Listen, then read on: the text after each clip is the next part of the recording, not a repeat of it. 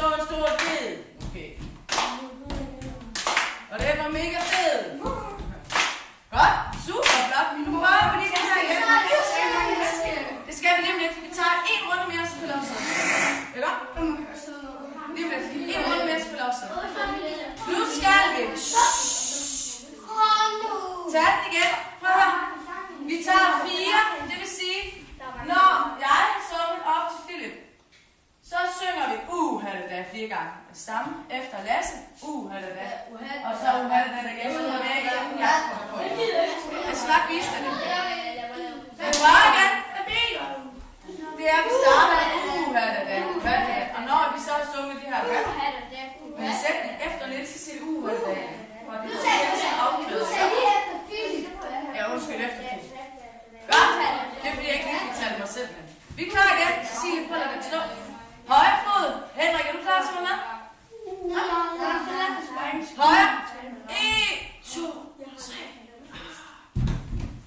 Og knyttet højt, så det ikke er så højt. Kom Nikolaj, du kan nemlig godt den her ryg. Det ved jeg.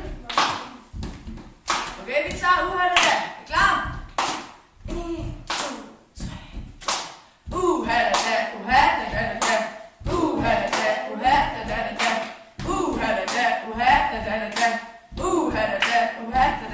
Og så starter jeg. Og så gør vi det igen efter Philip. Okay? Klar, Karoline? Ja. Da jeg var lille bitte, der boede jeg i en skov. Der boede også en ko. Ja. Min mor har sagt det. Ja.